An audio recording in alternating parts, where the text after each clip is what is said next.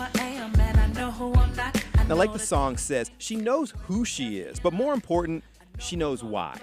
My opportunity to sing is greatly connected to my desire to share my faith with people, because faith gives you hope.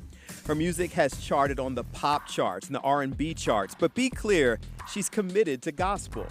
So you never really wavered on what you wanted to do with the music. Nah, never.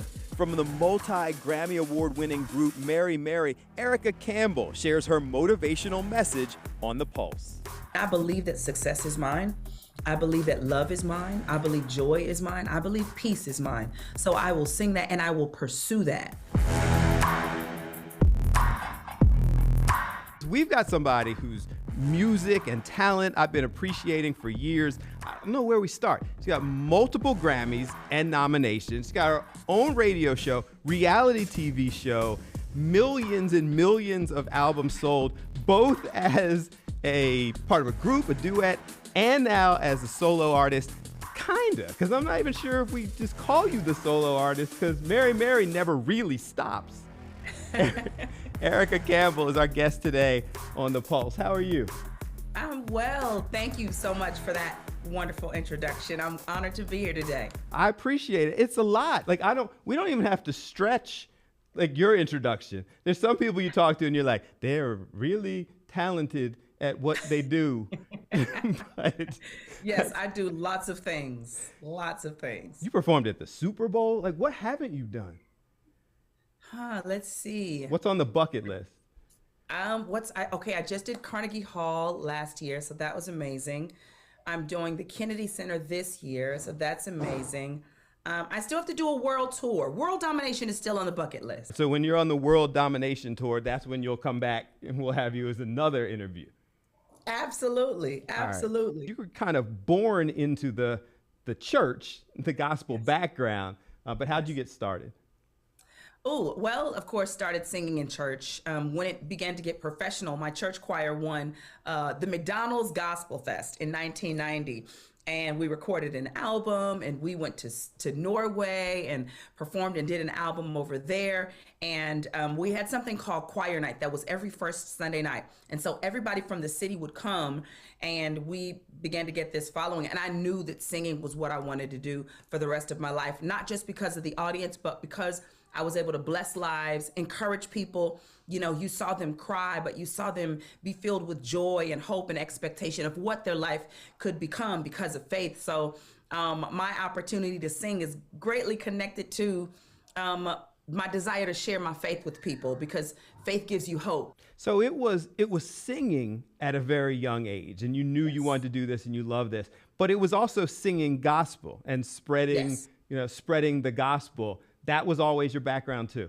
My dad was like the coolest preacher ever. So he was like the preacher for the bad guys in the neighborhood.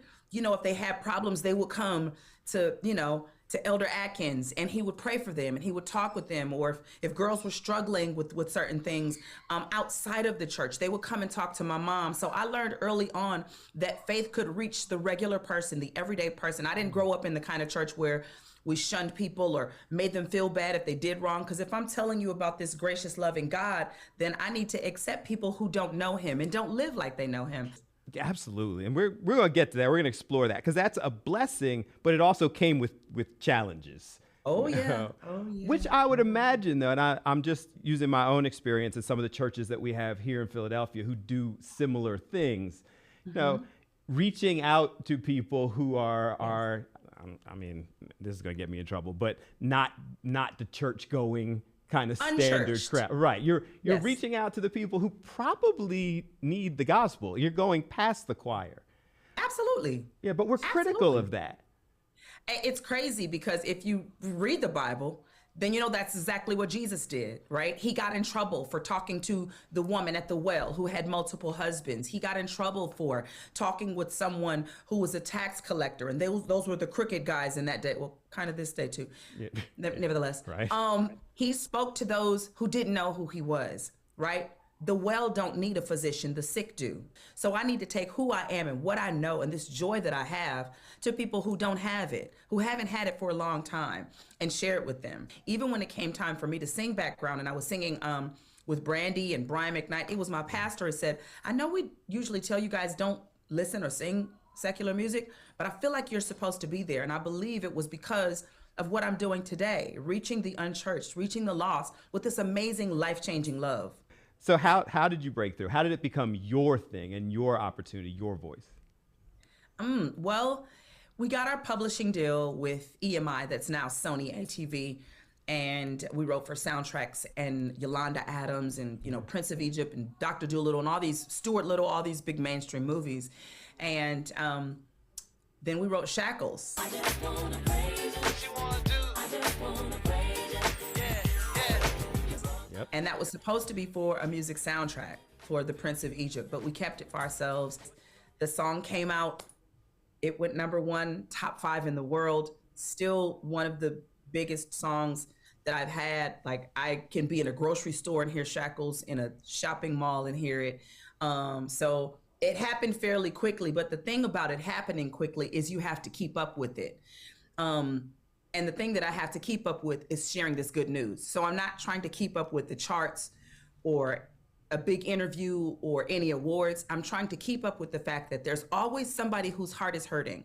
There's always someone who's broken, who needs a message of hope. It's been working for me all these years, and so I'll just stay on that path, and I won't focus on the accomplishments. While I'm very, very grateful for them, I won't focus on, you know, how many records sold and all the things that I do, but I'll focus on the lives that are changed, because that's when you really know that you're making a difference. Fun fact, I used to host as a intern coming out of college. They wanted me to do all the other stuff at this radio station that my father managed. And the exchange for me doing everything else was that I got to host a Sunday evening motivational, inspirational show. And Shackles was my theme song. Really? And wow. I don't even know why. I just knew I loved it. Really? Yeah. Wow. Yeah, and I think it's... You know, songs have that energy that move you, and you don't know why it makes you feel better. And I believe that that is the faith, the hope, the love, you know? That's the God in the music. Shackles was, at one point, was #1 gospel, top 5 R&B, top 10 pop charts, all at the same time. Yeah. And if you listen to the song, as much as people enjoy it in all different genres of music, the message in your music never changed, even when it was different groups, you know, who were appreciating it. So you never really wavered on what you wanted to do with the music, even as everyone else was kind of embracing it. Nah, never. I remember being asked, you guys should sing something else. You're so successful. Everybody's paying attention to you. Sing R&B, sing pop. And this is going to sound bad, but I don't mean it to. I said, did I win a Grammy with Shackles? Did we go platinum talking about Jesus? Right. Then that's what I'm going to talk about. Coming up next, Erica Campbell tells us why the critics, they never really get her down. One comment says, I love you, you're great. The next comment says, it's subpar. Go back to Mary Mary. We don't like you by yourself. You know, of course it stung a little bit. I just kept singing and won a Grammy for the album.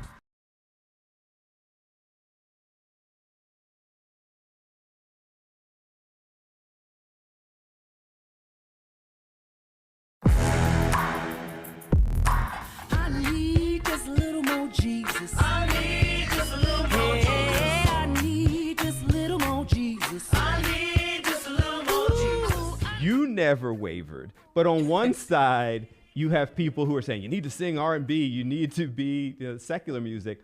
On the other side, you have people going, that ain't gospel. It's not gospel enough. Right. There was a pastor who was telling people, don't sing Mary Mary in my church.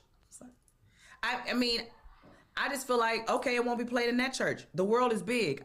We'll be all right. And so I was never... It hurt my feelings sometimes, because knowing that I grew up a church girl, when you see other people that do what you do and supposedly serve the God that you serve, you think that they would recognize you. But, you know, everybody has their view, and that's okay. We won't see each other the same. I always say I will sing to the corner of the earth that I've been assigned to. And I feel like God has given me a pretty big piece to sing to. So for those who don't know and don't get it, God bless you. I don't understand that. Now, there are people in the past who I've seen people question that ain't gospel. You're not doing the wrong thing. You're spreading the wrong message. And part of that is because they did go off and sing secular music or R&B, for better or worse. I don't understand why you got the heat, because again, the message never changed. Why? Tell me why. Because every church is different. Everybody grows up different. Everybody has a different understanding, and this happens in every single field. In hip hop, there's some hip hop artists that'll say this hip hop isn't legit hip hop, right? Someone will always take ownership and believe that it should all look cookie cutter. But what I love about the God that I serve and the God that I know is he didn't make clones, right? We don't speak the same language. We don't go to the same churches. We don't sing the same songs, right? There's some people who like country, some people who like jazz, some people who like my style of gospel, and that is totally fine. You will always have that in the world. People will always be fighting for or trying to decide what is authentic and what isn't. And when you know that, then it doesn't hurt my feelings. Because both you and I, we're grown now, and at grown now, hopefully, and I still don't always love the social media or the things that people put out there, but you're much more capable of handling it now. Absolutely. But baby I Erica, had a former manager that said, if you're going to take the praise, you can't disregard the negativity. You know what I mean? Yeah. Like if you're going to, because people go to social media for this kind of dopamine kind of feel good, who liked the picture, who made the comment. If you're going to read the good, you have to know that the bad is there too, right? And you have to be very balanced in that sense, right? Because one comment says, I love you, you're great. The next comment says, it's subpar, go back to Mary, Mary, we don't like you by yourself. One of the first comments that I ever got was, my first solo song was A Little More Jesus. The comment was, you don't need a little more Jesus. Honey, you need a little more Tina, because you're just the cute one. She's the singer. Wow. I just kept singing. Wow. And of course it stung a little bit. I just kept singing and won a Grammy for the album. You're empowering, you're motivating. I love, that whole concept, because I'm thinking about like how, I cried my last tear yesterday, and I'm just kind of going back and the impact that some of your songs had on me. And I'm sure all of the people who were watching. Yes. But then you think about like the person who's sitting in the room hearing, even if it's 5 of those types of criticisms, you're going, wow, I'm singing about keep the faith, keep going forward. You've cried your last tear. God's got you. And this person's hating on me. Someone will love what you do. Someone will not. I can't pay attention to that. Yeah. Those things they are designed to distract you. And the strong ones know how to overcome that. You had a reality show. You have a radio show. You've done a lot of things that people could define as, in some ways, and I don't want to make this too big and put all this on your shoulders, but it kind of changed gospel as we saw it at a certain point. It changed the way music was being received. It changed what was accepted. It changed doing a reality show. Yes. At what point did you realize, like, wow, like we're bigger than singers. I'm bigger than a singer. My message is getting out there. I'm actually having this type of new impact. I don't know if I looked at myself as big in that way. Okay. I've always been joyfully surprised because I always prayed for big things. You can't pray for big things and then when they come, be surprised that they're there. I asked for it. And if I believe that God hears my prayers and answers my prayers, then I have to be more thankful than surprised. When I was doing the solo record and I first started, I made a promise to myself to not say that. How do you feel, Erica? I didn't want to say, I'm so shocked. I'm joyfully surprised because I put in the work. I have a great team. I did what I was supposed to do. And I think that hard work is rewarded. Coming up, she's a successful solo artist, that's true, but Mary Mary is and will always be family. My mom raised us to believe that you can have an argument, but it doesn't mean that you don't love your sister anymore. You can disagree, but you're still family. We don't throw family away.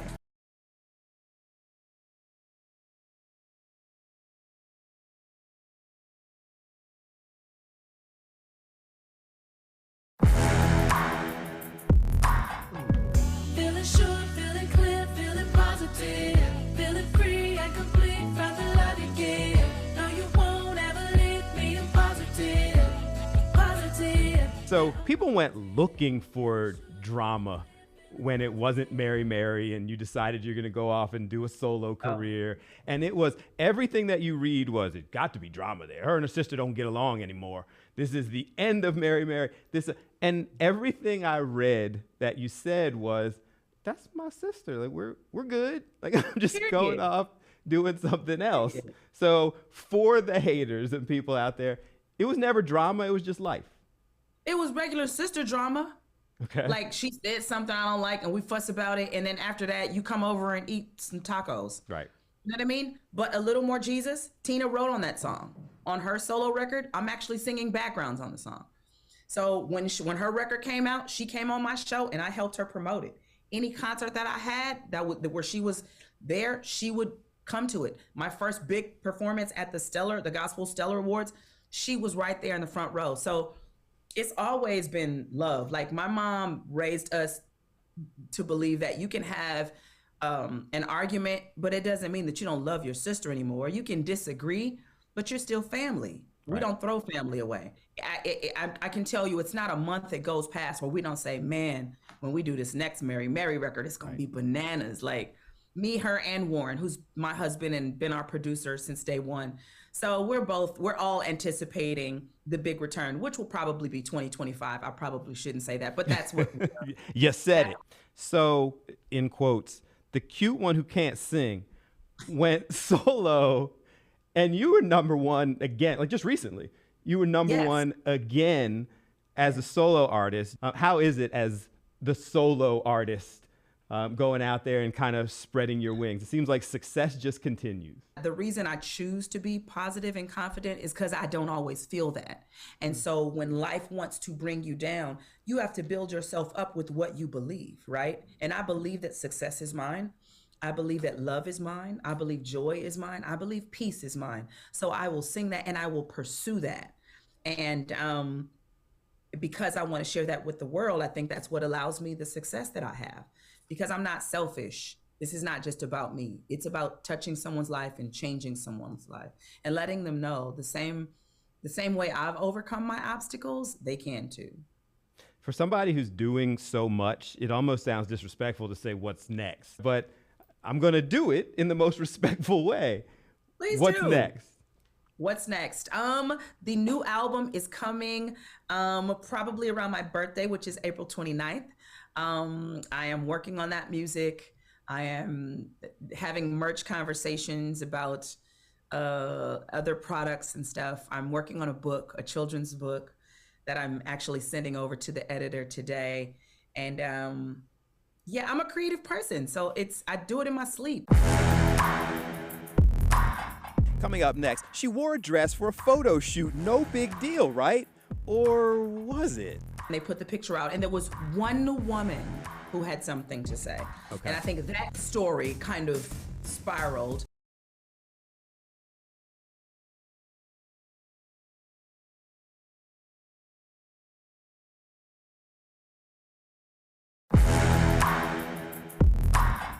I thank you, God, that you didn't just save me for me, but so I could tell someone else so that they may know you and come to love you as much as I do. Right before I came in here, I had the infamous white dress that you wore years ago. I'm sorry.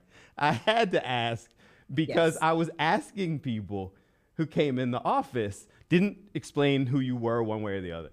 I was just like, do you think that this dress is inappropriate? And everyone who came in was like, I think it's a beautiful dress, but it's long sleeve, it's turtleneck, it's below the knee. Like, what's inappropriate about the dress? I just had a baby, lost a little weight, but still had that mama body that I thought was fantastic. And my husband, my mom, my whole team, everyone's like, oh my God, this dress is great, let's do it. And they put the picture out, and there was one woman who had something to say. Okay. And I think that story kind of spiraled.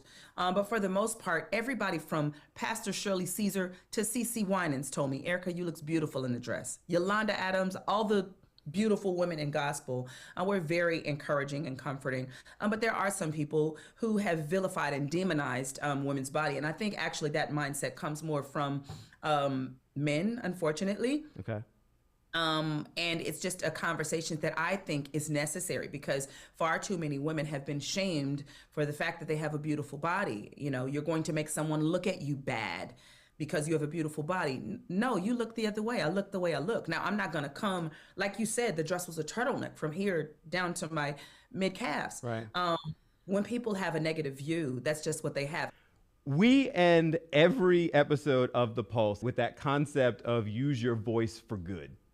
Yes. We ask everybody what use your voice for good means to them.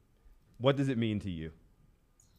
Use your voice for good means to extend hope in this kind of hopeless world, to give someone courage who doesn't have it, to be someone's cheerleader who needs it, to just smile at someone who hasn't seen someone smile at them, or maybe even tell them I love you, to extend as much kindness as you can.